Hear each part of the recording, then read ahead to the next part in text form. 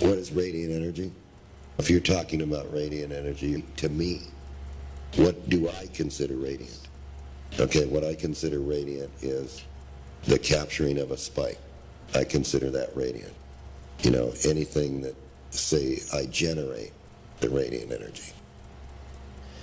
I do that by my coils, my switching circuits.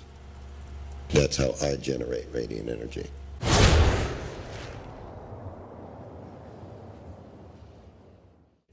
In other words, what I'm saying is that I'm only concerned with a sharp transient in the spike as far as the radiant goes.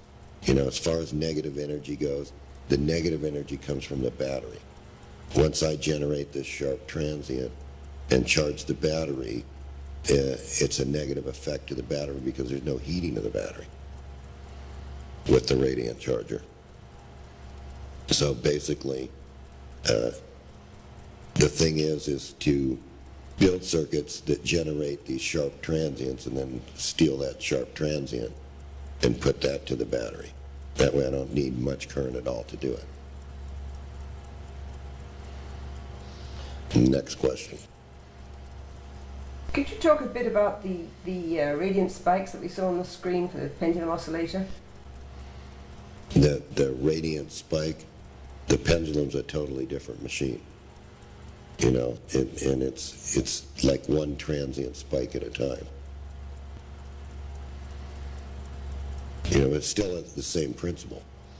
It's still, each time that the pendulum goes up or the pendulum goes down, we just transfer that energy from one, right, it's a balancing act between, you know, the pendulum movement. And so one battery being lower than the other battery, it balances between the two batteries. And it's still the same wave, except that the wave it's much longer in time. What happens if you try to swap the primary battery with a secondary battery that's being charged with a radiant? No, you cannot. You can't mix the two sources. One electricity is completely different than the next. One, you're asking, you're putting in a positive form of energy, right? And you're asking for a negative form out, which is the radiant. And so therefore you can't just swap the batteries without a time period between them. And you just can't take the back battery and put it on the front battery because it's just going to kill itself if you do that. However, you can put as many batteries as you want on the back. Now you can move that to something else. You take the battery that you charge and run an inverter, and then you could run the inverter and charge the front battery. So you have to change the forms of energy because they're both different forms. So that would apply to every one of your devices? Every one of my devices. In a normal circuit, when you increase the load, the current increases.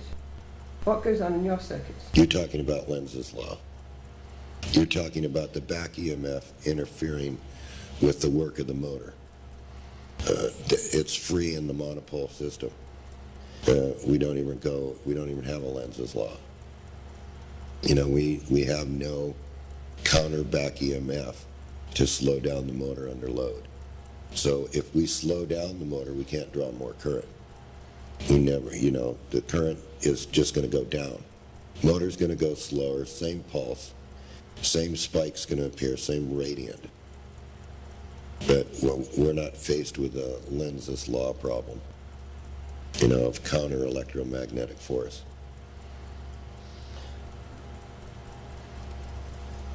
Is the pendulum system a closed loop system? No, they were two separate loops. There were two separate loops, one being closed at the back and one being closed at the front. But the two loops are not tied together, and it's out of phase from each other. So when the front's doing something, the back isn't receiving a signal at all. It's not until the pendulum swings the other direction. So you had so when the pendulum comes down, the trigger pulse comes in. Well, no, it comes in after.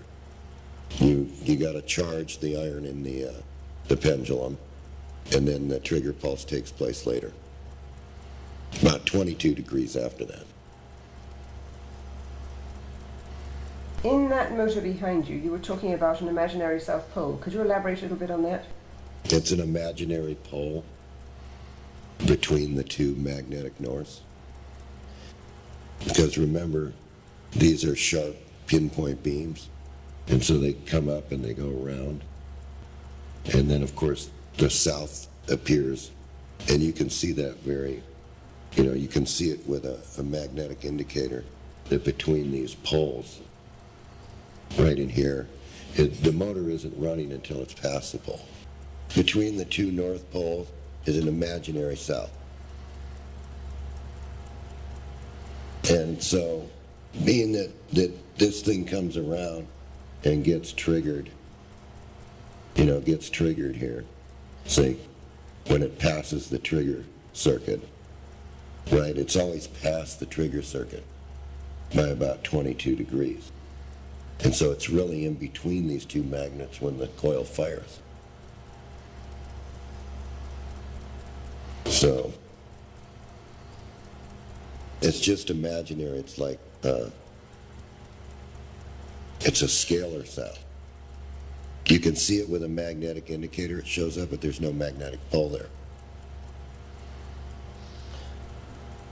It's where the fields all come together, not a plastic wheel. See, actually, this shaft is south. Now, if the magnet's way up here, and there's a loss, how did this get to be south? Because this is a real south pole on the shaft. And then, of course, coming up, you have the north pole going up, comes around, right? But this actually becomes, and remember we talked about the magnetic beam being pinpoint on each one of these. So it's pinpoint. And then in between here is the south scalar. These are all north poles together. So these are pushed together to make up a magnetic pinpoint beam. So it's not a good generator. So it has trouble getting triggered, when you spin this thing. But I don't know if you can hear this or not.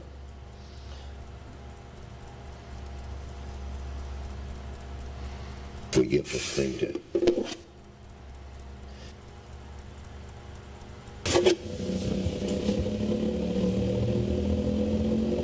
Those are the triggers. And see, it's always triggered after the fact. There's only one trigger. So, and it's more like a big radial magneto.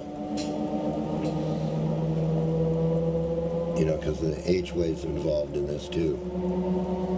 And of course, the light you see in the background is being generated from the trigger, just from these scalar norths. Because there's no south pole involved. It's imaginary here. And that's what's driving the engine.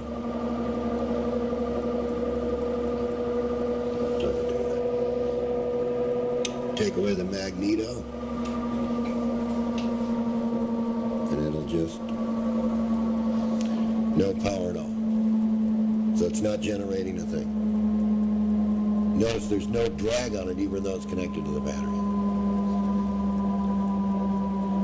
So in essence, there's no vacuum. There's no vacuum.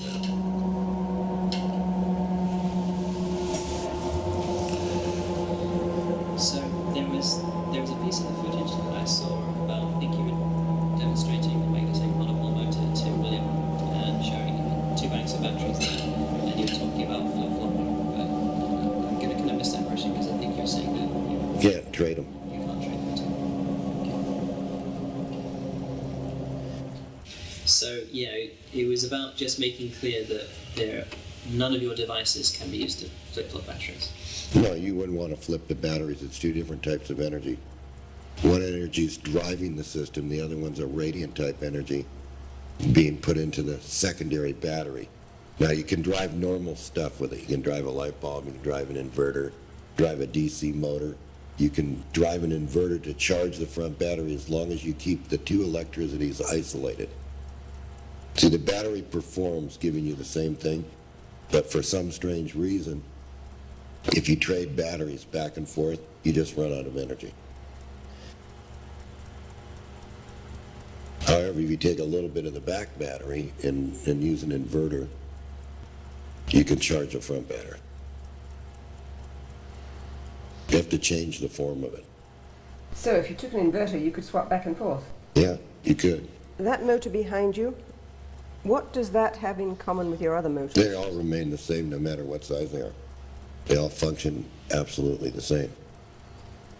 There's a smaller one over there, then there's another one, then there's one over here, there's one in this corner over here. And you see just the sizes have changed, although they operate identically the same. So in terms of their ability to restore badly corroded batteries, there's no difference? Right, that's the radiant charger, that, you know, the motor. Yeah, you can notice the same thing. You can, because since these are such high voltage unit, they just can charge a battery that's been sulfated. Actually breaks the sulfation away. So the radiant energy can restore a scrap heap battery that's completely sulfated? Yes, it does. Breaks it off. Does the number of poles on the different models of motors make any difference to their effectiveness, John? Doesn't make any difference. Could be 2 poles. Could be 1 pole. And in the context of your radiant charging machines, how do you see the term COP applying? Well, the COP is completely different from what you're measuring. You know, one doesn't have anything to do with the other. You know, I have to go along with Tom Bearden on that most people can't measure COP. You know, they have no idea what this machine's doing. And the COP is in the battery. You know, does the battery run longer? Does it take the charge better? Does it charge faster? You see, how long can we sustain this battery? You're building up the COP in the system by charging the battery with this type device. Because we're not saying any COP is developed in the machine whatsoever. It's all in the chemical, in the battery. You can charge with this system, and immediately when you load the battery, you're going to find out that it's extended. You know, now you start calculating your COP, because you know what the battery can put out. You do that, and like everybody likes the favorite thing, joules. And but you know that if you charge this battery and you put this in, but then you get extended out, you know, where you know that under a normal conventional charger you're losing time each time. This system gains time each time, and it gets to a certain point, and that's it. That's as efficient as the battery's going to get. Tom talks about negative energy, and you talk about radiant energy. Could you expand on that a little bit? They're both the same. They're one and the same. You know, if you're talking about radiant energy, you're also talking about negative energy. It's basically the same thing. It's the negative end of it. I mean, a sharp transient produces this negative energy. How do you see radiant energy coming in, John?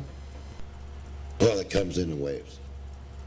You know, radiant energy comes in waves. So, of course, you're going to see this alteration. Because all the devices are switching all at the same time. They're all at the same level.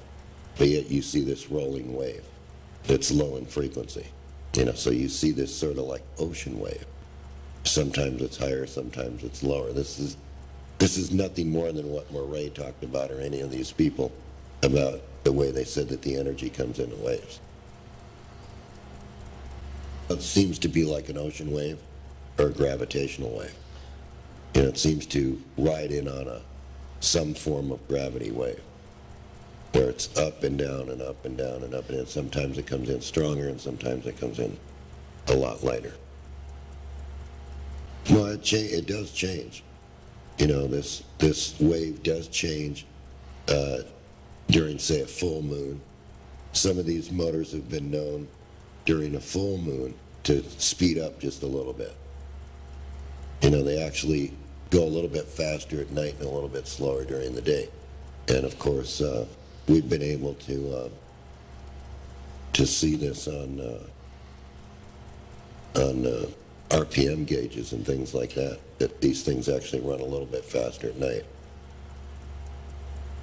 So I wouldn't really say full moon, but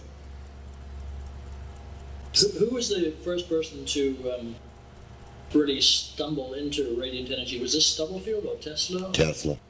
Yeah. Tesla's the one that basically, did everything radiant. And Stubblefield used it too, but a different form of it. So it's just something that, people are trying to duplicate to this day. But we've found a way to do this, and we just charge batteries with it.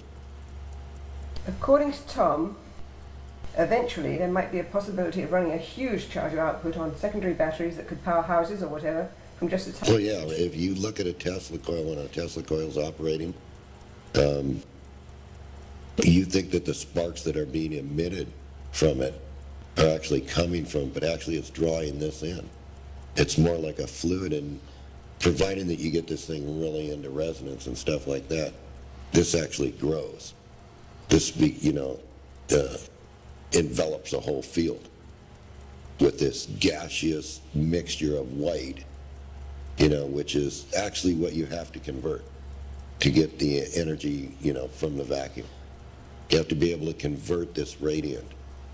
You have to be able to translate this in some form, and then turn it to something that's usable, like what we know as electricity. But then once again, you're going to end up charging a battery with it, or you're going to end up running lights with it, or you're going to end up running a DC motor with it. Now just using this stuff right off, you're not going to run an AC motor. But you're going to run an incandescent light.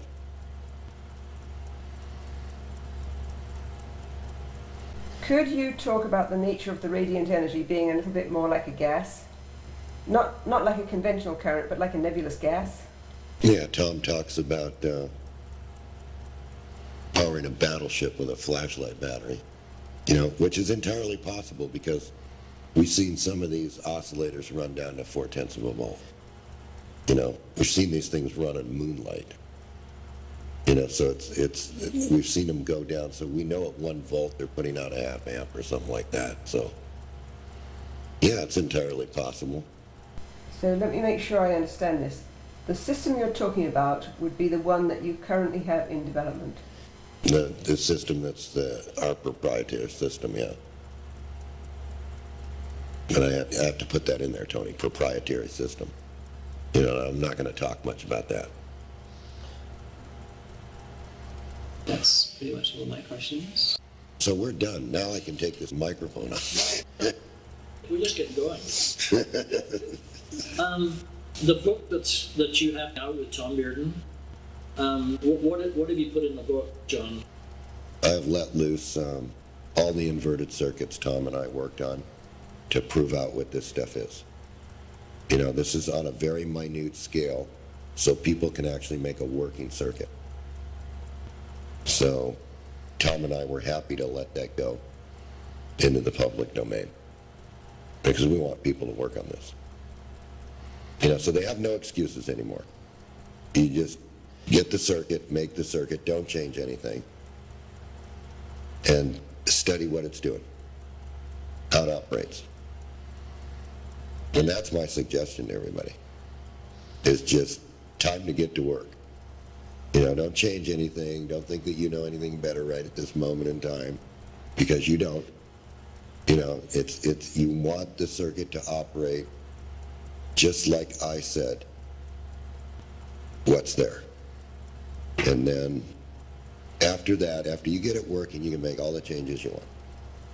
But up until that point in time, if you make changes, don't expect it to work until you really know what this pulse is and what's going on with these inverted circuits and how the battery is being charged from the inverted circuit. And the first book, which is also being reprinted, the one from 1984, several people took that and... Yeah, several people, right, the Bedini's free energy generator. Right, I think even Mythbusters tried to build that one, didn't they?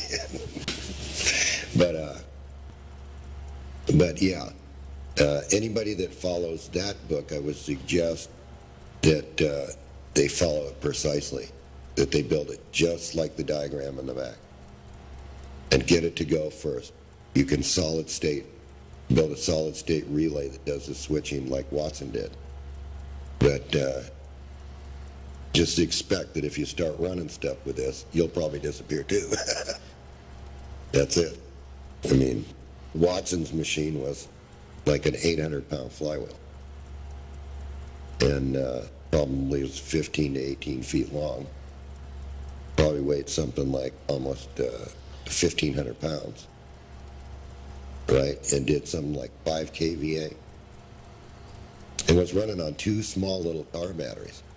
And we're talking about a big mass, we're talking about, you know, an aircraft starter that he had to order special, right? But once he wound up this flywheel to, I guess it was around maybe 400 or 500 RPMs, then he only had to supply a pulse every once in a while. Click, clack, click, clack. Capacitor charges up, dumps to the battery. Capacitor charges up, dumps to the battery. Same thing as a monopole motor now. Only see, we tried to reduce the size of it so you could understand the effect of it.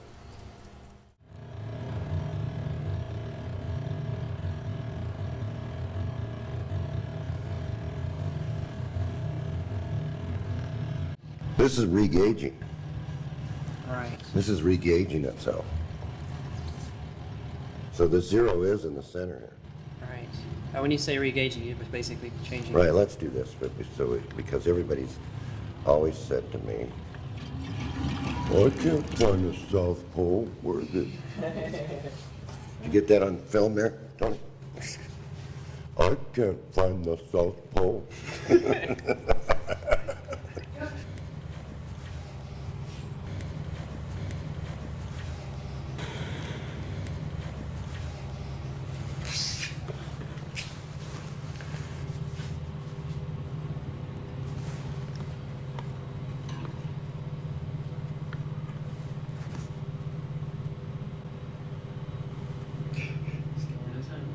That's the stuff.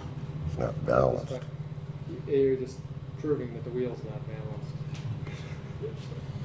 And that there's a rock inside the There's a rock in the bear. Okay. Yeah. The professor must have his glasses. So.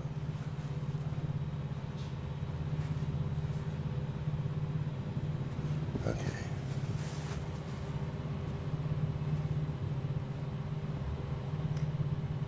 So see, there's a north. Are you getting this, Tony? Yep. Here's the north. And then you move out here and see here's the imaginary south at about 23 degrees right here. And this is, since the motor's attractive, it's going to push away on this south when it fires. So then you come down here and there's the north. See, and there's in between the south and the north is a 0. And then there's the south again. And there's a 0 between the north and the south. See, there's imaginary south there. And then there's a north. All right, so there's an imaginary south here and a null out or a 0. It's the 0. And a 0 again. And then a north. And then an imaginary south, a 0 and a 0. So there's like 4. What it's doing is coming around here like this, going like this, back to this one over here. So now, what we want to do is these are all north poles. You can see by the indicator that they're just all north. There's no south poles out here. And what we're going to do is show you by just the little trigger signal. And when these blink, that's the spike that you want to capture.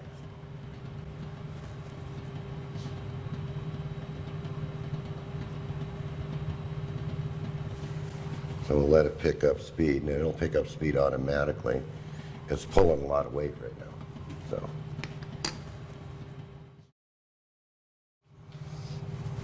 Okay, but we're going to map these fields right now. Okay, so what we have is a north pole here, and a north here.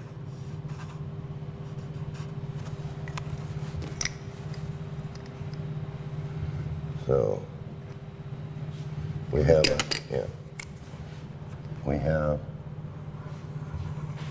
a south that does this. And then what we have is a 0 here and a 0 here. So we have this all the way around the wheel, like this.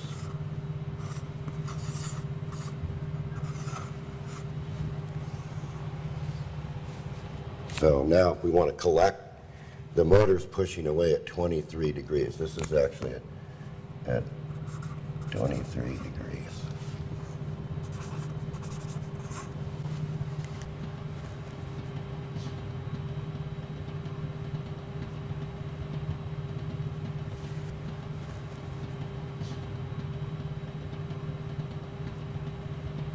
Okay, so now we're going to run on the south. We're going to charge the iron with the north, and we're going to run on the south.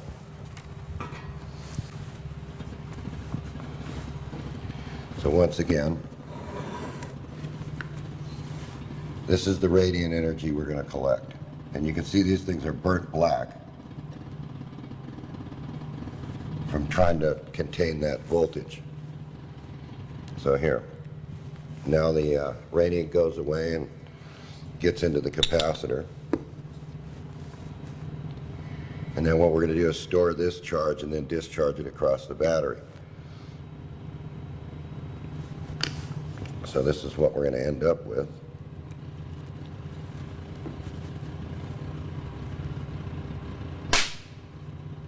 Each time.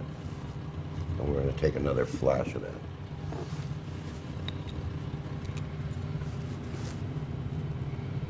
So once again, we're storing the radiant charge in this capacitor.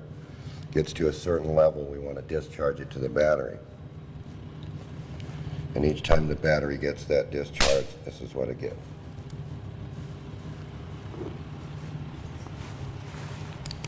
Got it? So the potential you're getting across that capacitor is what, about 400 volts? Yeah, about 100. This capacitor is probably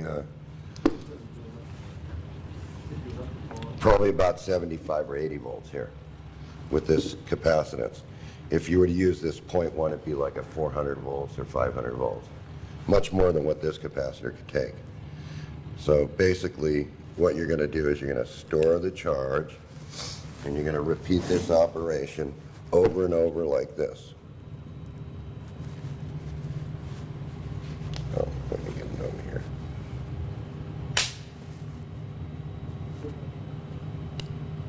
See, and then you time it so that you just give it that little arc right there. So that'd be about 2 or 3 seconds each pulse. So you just need to be over the battery with this pulse like this. So we did away with the capacitor.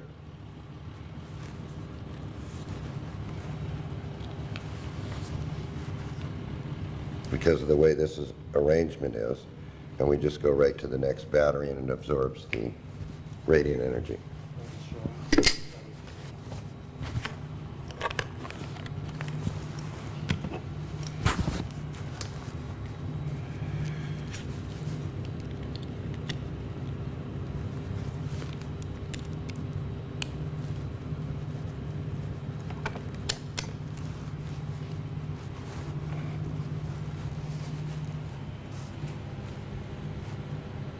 That's a 12-volt battery. Yeah.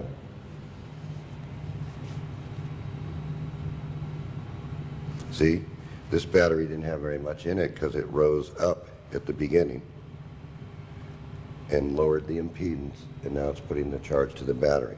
As the battery falls downward, the impedance gets lower and lower and lower. So the energy is actually getting absorbed into the chemical right now.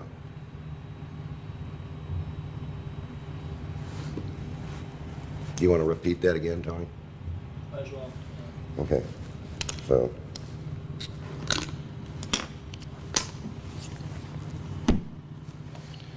we'll watch the capacitor build this time, and you decide which one you want.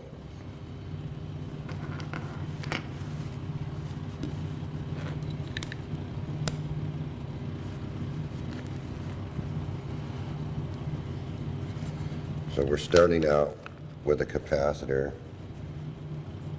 that really doesn't have that in it, a little bit, but see, they charge themselves after they've been sitting. Once they're charged under this method. See, so we've got this capacitor at 0. You can see it here. And watch, it's just going to build its charge up.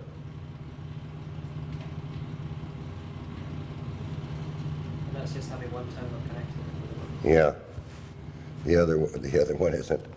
Okay, so now we're going to connect it up and take this radiant energy.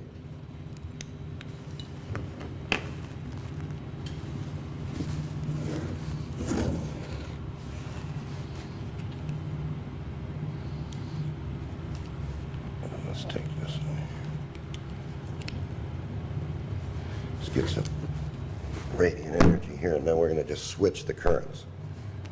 Okay, so here we go. So this is what we've collected.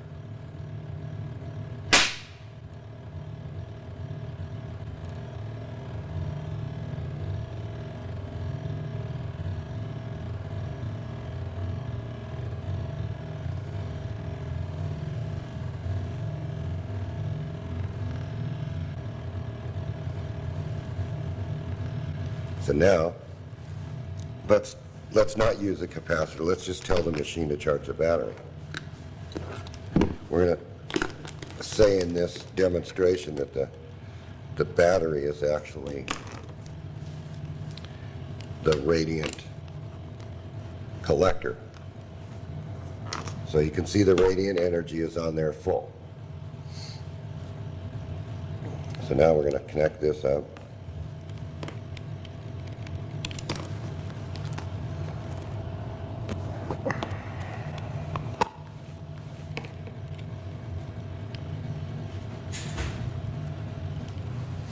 The radiant's absorbed by the battery. And we're just going to go ahead and push that battery up.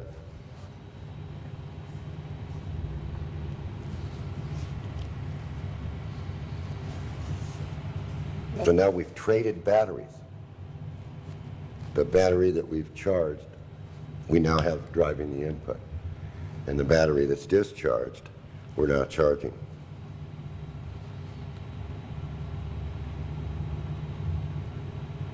You can see it changing here with that pulse. So if we, in effect, you're a sense using, say, about 2% of the source battery, and you can Yeah. charge it dead. yeah, that's what I'm doing right now, right?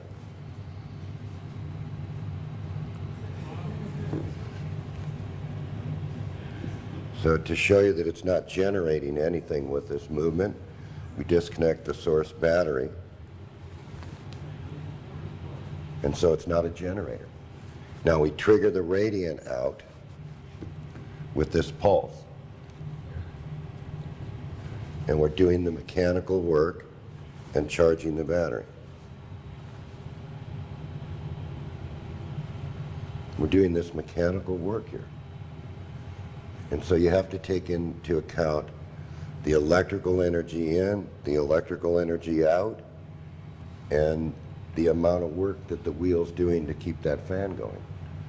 It almost seems to me like it's that mechanical motion is needed almost as a byproduct to get an action to trick out. Yes, exactly, to get the triggering each time in the coil.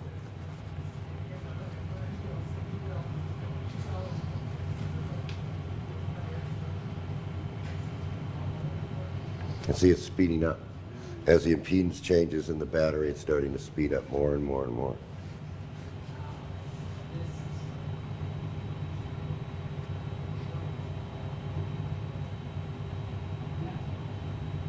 Kind of interesting, isn't it? So this battery now is coming up, see? It's almost at 1350 now. It's bouncing between 4 and 5 there, see? 9. Each one of those pulses is a little bit different.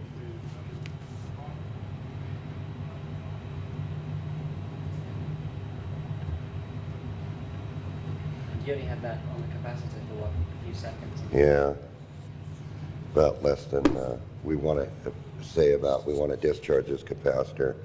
And then the other thing is don't leave the capacitors open because they sometimes build another charge. Do you notice that they build their charge when they're near to these machines? Oh, no, no. Just after we use them, sometimes they build up another charge, and we think that's the residual left over in the plates as they expand back. So what you collected there in discharge was purely radiant energy? Purely radiant. We transformed that high voltage into the capacitor, and then of course we get regular electricity when we short this out. We get real current flow. So when the battery sees real current flow, it just jumps.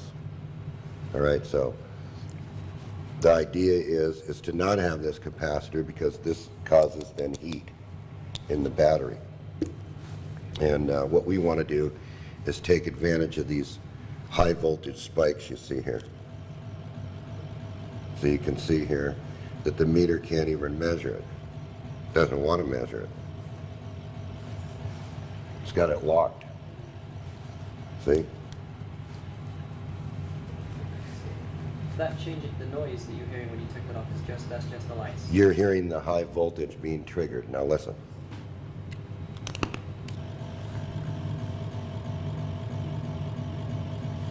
That's these pulses. That's the magneto effect.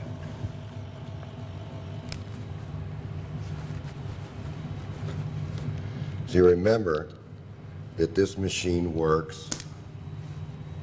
Stop it. Get this a little bit in the camera. Then what happens is this magnet comes down here and the iron charges. It becomes the same as the magnet. Now the magnet pulls away and the magnetic field discharges. That then is at the correct sign to trigger the devices. You can see it here in one pulse.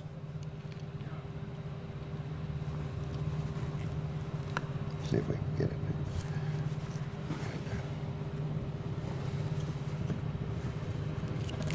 There. Okay. See? I'm not quite quick enough, but see there? It's after the magnet leaves. So that's when it reaches the zero? Yeah, that's when it reaches the zero, and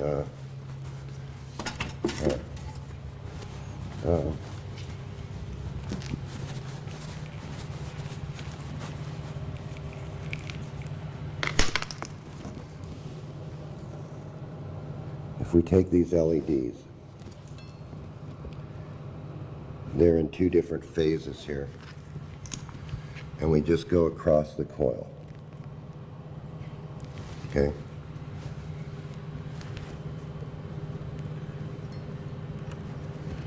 In other words, put the LED across the coil.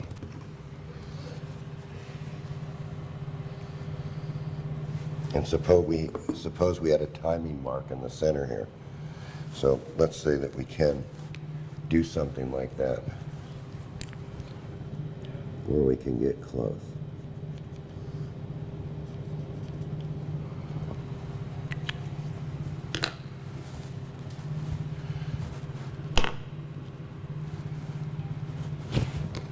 You can see right away that the red one and the green one's flashing, but they're out of phase from each other. So if you get it on there and you hit the mark, it's a black mark, and actually we need a white piece of tape, but you'll find out that this will show you the timing if you look in here. You see the two bars in here? That's the timing. See, it's after the fact. It's after the magnet already leaves. So it's got to be running on a scalar sound, the imaginary pole. So if we put a white dot, let's just get a white piece of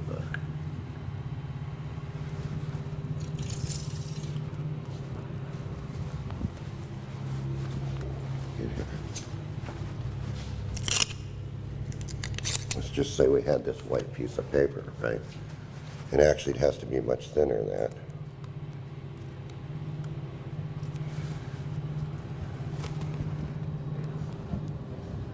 So if we put this in the center of the magnet, right?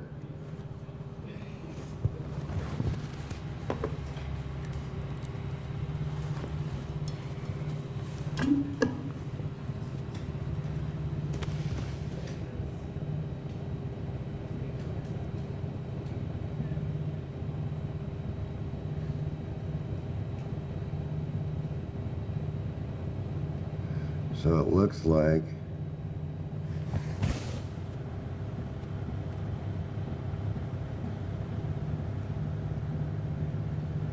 there it is there. So it's right there on the green. So it's after the pole piece. See, and so you can make a simple set of timing lights by using two LEDs back to back and a couple of resistors so that you can see the firing across the coil, and you can see it here. You can see one is the charge and one is the discharge.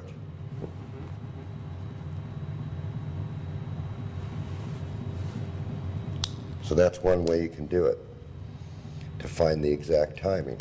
So what it looks like is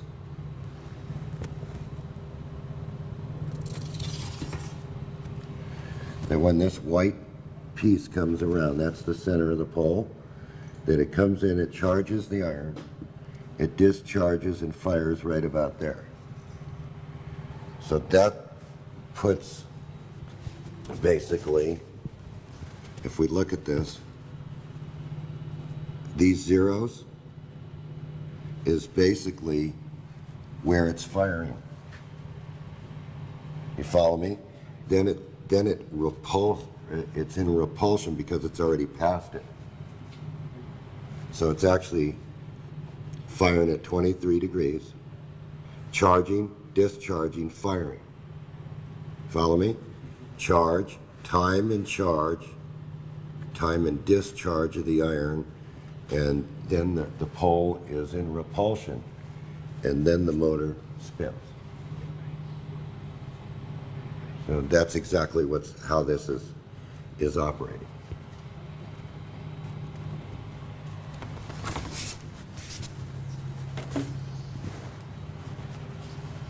Got it, boss? So if you could talk about the conventional uses of potential, and for example, conventionalists will tell you how you can use a battery and how you can't use a battery. Right. How you have to add them together and how you can't, and how it will or won't work in those ways. Okay, so let's just look at it with these three batteries off the start. So here's what we have. We have this battery, which if we put these two together, we get 3 volts. And of course the positives at the top, negatives at the bottom. Okay? And we only have one battery on this side, and this is what we have. So we have one like this, and one like this, and one like this. So we have another battery, negative terminals at the bottom. This is the way I see differentials. All right?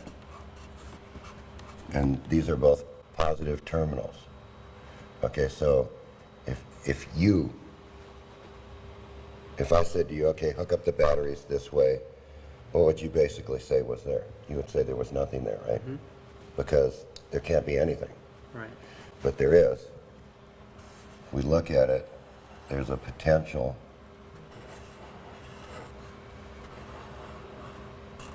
that's flowing of 1.5 volts, Right. positive. So in So essence, because- what you're saying is that the Right, so if we look at it this way, we look at a wave of 3, and we keep it in the same phase, and we look at a wave of 1.5. Well, that equals 1.5. Okay, now if we have a wave that's 3, and a wave that's 3 plus and minus, they're in the same relationship. So we've altered the frame. We've taken this wave and we've moved this frame underneath this frame. right. So basically what we're looking at is this, Okay. okay? And this equals 0. So you can have hidden information and a zero. Yes, you can have hidden information because I could take this wave and expand that wave and expand that wave, and I can then put information in here.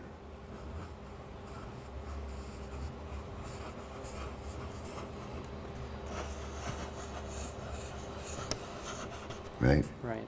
And then see this 0, when it zeroes out, is going to equal, this 0 is going to contain all this information in And it, the substructure.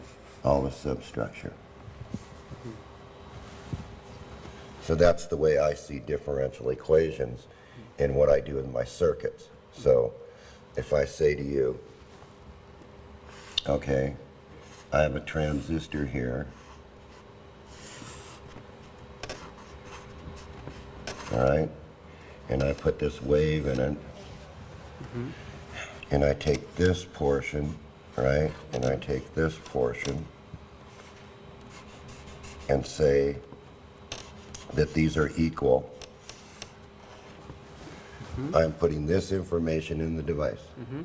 But what's coming out of this end is just the scalar function, The which is substructure, this, which is in- going to look like this. Right. So what you're saying is that's all of the substructure. You send in this wave, you pick off the substructure which is in the zero, which is carried along with that wave. Right. And that's what you're picking up. So suppose we did a sophisticated circuit and there was a device here, and there was a device here, there's a device here. And I pick off all these structures. A, B, and C. Okay, and they both have similar structures, right?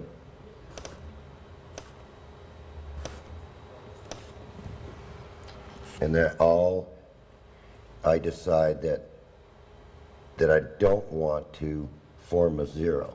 I just want the potential. Right, right. So what I do is I take this A and I go A plus B plus C equals Whatever. some number, right? All right? And then suppose I don't like this number. Suppose this number's 3. And I say, okay, now what I'll do is I'll take this last potential and I'll take this phase and beat it against this phase and get 2.5. Okay. Because the way that's going to work is if I have this potential that's 3 and this potential that's 2, what I have out here is 1, Right, right. along with the 0. Because it's trying to cancel out, but there's this difference in potential. It's the same thing as if you took this battery. So when we talk about inverted circuits in the book and stuff that's coming out, Right. if I have this potential generated with a spike, and this is 300 volts, so we'll just call it a spike, right? And I put this 300 volts to the plus, and I take and invert the transistor to the ground, right? And I come up with some form of switch here. When I close that switch, the difference in potential is across this battery. Right. So if this is 12 volts, this is subtract this 300 volts, Right. and that's the difference in potential that's charging the battery. It's across the battery. So we want just potential and no current. Right. So in essence, what you're saying here is two things. First of all, you're trying to get rid of the mathematics involved in current because you're not Right, interested in right, I'm not interested in it. And the second thing you're trying to do, you're talking about a sort of hidden Variables. method just to do with the potential difference and the hidden substructure within potential zeros. Right. See, the whole idea is to hide all the information in the zero, Right. so this becomes a sharp transient. It becomes a very sharp, just transient.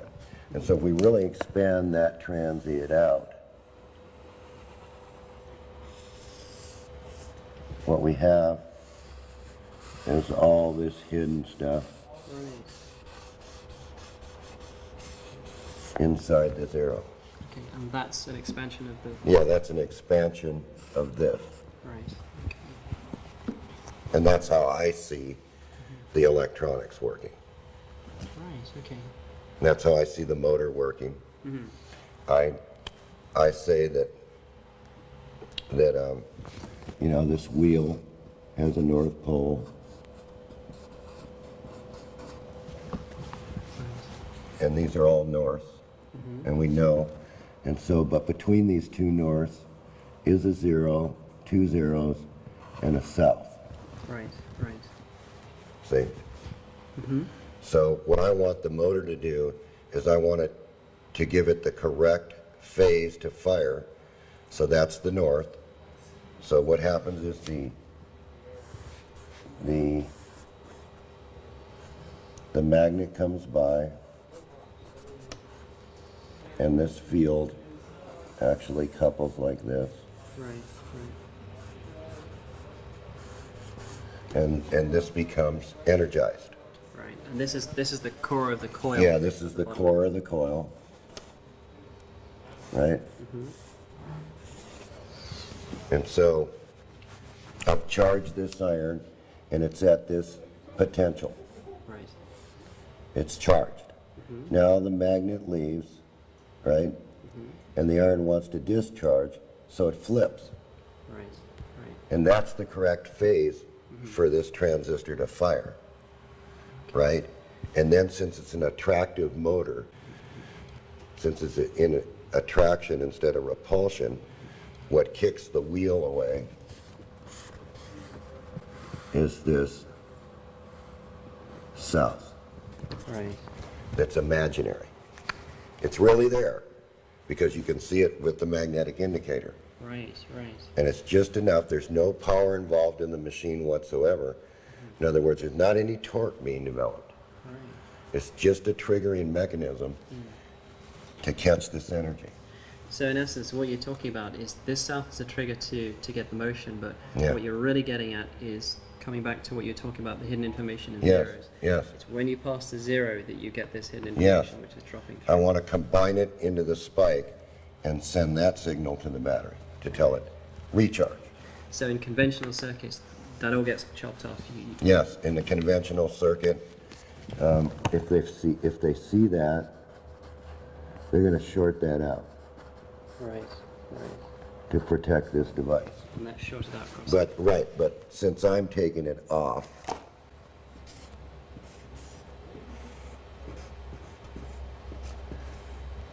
I'm just catching the spike and sending it to the battery.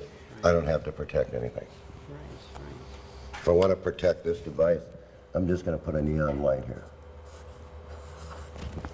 I'm going to limit it to 90 volts. Right. And that's exactly the way I see it. So the mathematics and the workings behind this is simply just down to difference of potentials, and that's all you really That's all I care about is the difference of potentials. I move one potential to either a higher level or a lower level. So in essence, when you can kind of get confused by plus and minuses. Because That's they're why I simply can just- use, right, that's why I can use two identical batteries, because I'm building up the potential to trick one. Right. See, there is no free lunch. You have to do the work to get it. Right. But once Once you understand that fundamental, you can take all your electrical circuits and look at them as a differential and say, gee, I can take a little bit from here, I can take a little bit from here, and think about it. It's all in the same phase. It's all additive. Now I've got this high potential. Yeah. And if my potential is too high, I can direct another phase and subtract Okay. from the potential because it's out of phase by a lesser degree. Right. So in essence, I'm looking at a wave that may look like that. Okay. Or I'm looking at a wave that may look like that. Now what's the motor wave look like?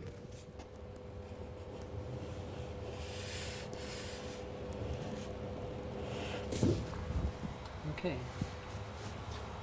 So this is your. See, this is the actual battery level. Mm-hmm. And this little piece, when you see it on the scope that comes down, is in the negative range. Right. The device is going negative. It actually wants to become a negative resistor, or a negistor, Right. a Okay. transistor that's a negistor. So that cools it off. Okay. And that's just the way I see it.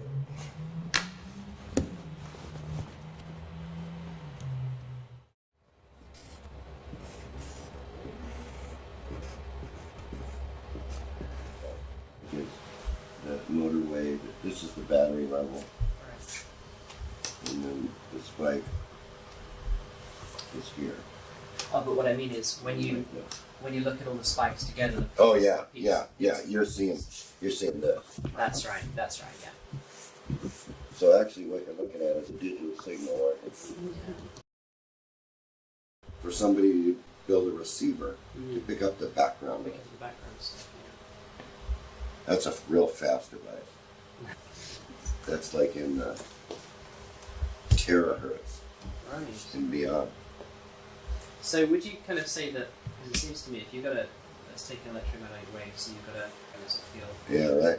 Yeah. So what you're really looking at is the kind of motion along here. So Yes. the frequency, Yeah, but this one's longitudinal. That's right. Yeah.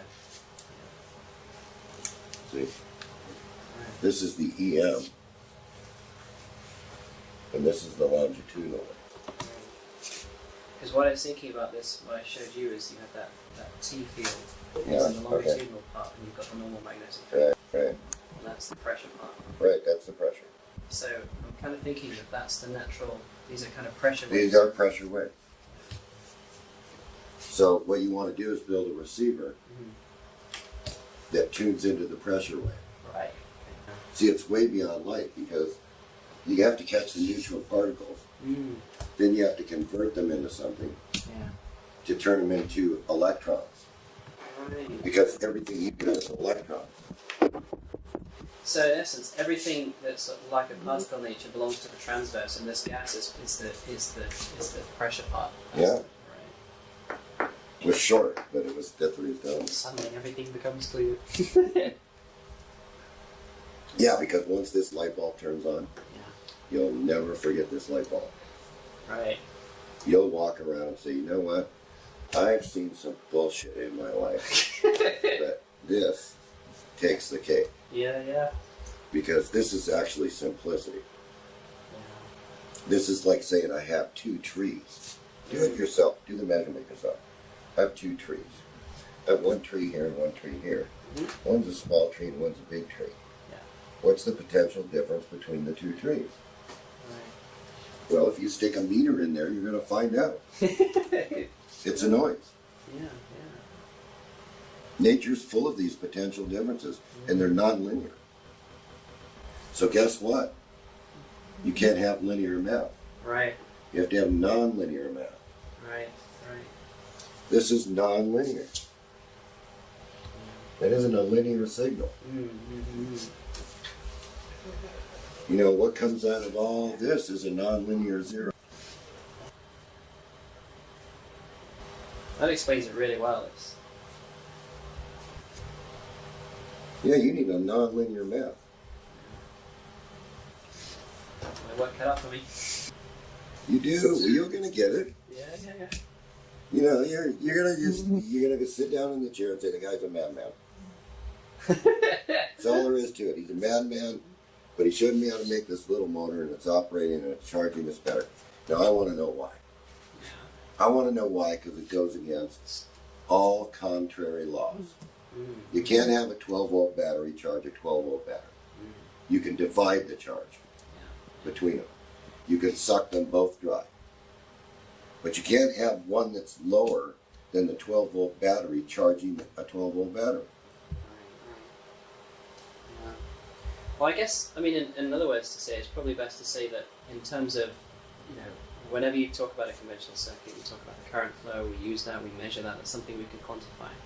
But in essence, the current is just simply a sort of back reaction to your Yes. dipole is disappearing. The dipole is destroyed by the current.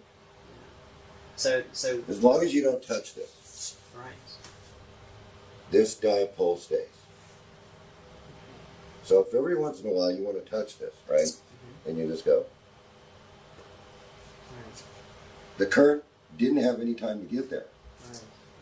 See, this is probably drawing a lot more current than can be measured, except it's so fast, it's instantaneous, that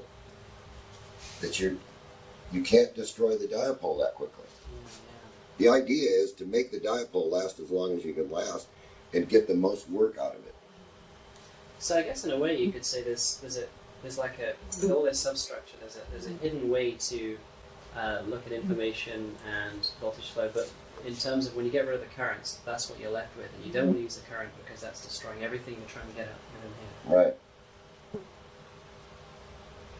Yeah, you see, if the meter sees a zero, you can't measure the current. Right. So therefore, how does the battery charge if you're not measuring the real current? So you could kind of think of a current as kind of, you know, and everywhere in nature you see that whenever you impose some kind of change or differential, it always tries to balance itself out and make itself balance. And in this way, it seems like current is what happens to do that. So if you're interested in... Well, the current slows down. What controls everything is the magnetic field. Right. So the bigger the magnetic field, the slower the radiant. It's like a pressure valve for the radiant. Okay. You follow me? Yeah. The electromagnetic field, the normal field, is just a regulator to keep everything from going pop. Right. Okay. You see, in our experiments with the radiant transformers, you have, if you lay out the wire on the ground, say you took this motor wire, Right. you laid it out on the ground, it'd want to oscillate at some unnatural frequency, Right. and there's nothing to slow it down, so the device can't go that fast. Right? So what do? You take the wire and you start to coil it up and coil it up and coil it up, and pretty soon the frequency slows down Right. because the magnetic field is collapsing inward, slowing the frequency down. Right. So now, with that frequency, only a few of these radiant sparks are able to get through, but that's enough. Right. Okay. So if you come up with some device that can go that fast, you could just have a straight wire in front of you, and it would output everything that's in the heavy side field. Right. Is that similar to what a Litz wire does in a way? No, a Litz wire contains the magnetic field in itself. Oh, I see. Okay. So what you want to do is when you use these, right, we're talking about just one straight wire. Right, right. And we're talking about this flashlight battery at this end. Okay, okay. So if we cause a pulse on this one straight wire, and we had a device that was fast enough Right. to switch that fast, Yeah. you could capture everything around that wire because the frequency would be so high. Right, right. See, it'd be off the scale in voltage. Mm-hmm. Okay. That's what we're talking about. Right, We just found a way to slow it down through a magnetic trigger. right. Okay. All right? Okay. And by coiling up our transformers and stuff in these coils, we're just slowing it down. Mm-hmm. We're more than satisfied to get, 60 pulses a minute of this stuff. Right. That's all we need for the battery. But potentially there could be a huge amount of stuff that you're not getting, different design you could use. Well, yeah, a huge amount of stuff like well, you didn't actually see it this afternoon, but like when they took those golf cart batteries after charging them, right? Normally they could only run 1 hour at 100 amps. Right. All right? These guys did 2.5 hours today. So where did that energy come from? Right, right. What went into the battery that made it last 2.5 hours at 100 amps? Right. See, you have to take this. You have to take whatever's in the battery that's a frosted piece of glass, Right, right. and you have to clear it up. So it's like a clear window pane. Okay. So in other words, there's no sulfation there. There's no fog on the plate. Right. So once you have the full access of the battery, it isn't dying. You Right. follow me? It just keeps that. It's getting bigger. It's getting better. That fly's bugging me. Did you get all that? Some of them. Because it really helped when you pulled the mic off. It's fine there because my No, but, I mean, Eventually I was able to read yeah, I got it. Yeah. That's good. you got it all.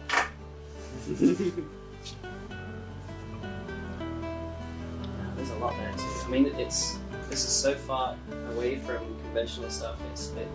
I can't even pick a conventional book up now thinking this is bollocks. Well, now you understand where I've been for the last 30 years. Yeah. It started with beer. Yeah. Talk about bizarre. Yeah. Yeah. Forget the fly. I told Rhonda I would be home tonight. Spent a long time doing that too.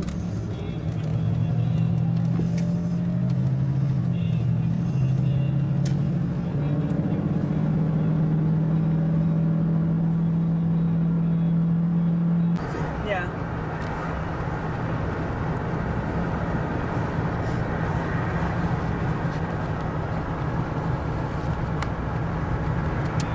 There's Victorian there. Yeah. See, and I was just on the other side of this, down a little bit when Okay. I built the other house. That was Victorian style too, wasn't it? Was it Victorian? Rhonda actually designed that house. Did she? Mhm.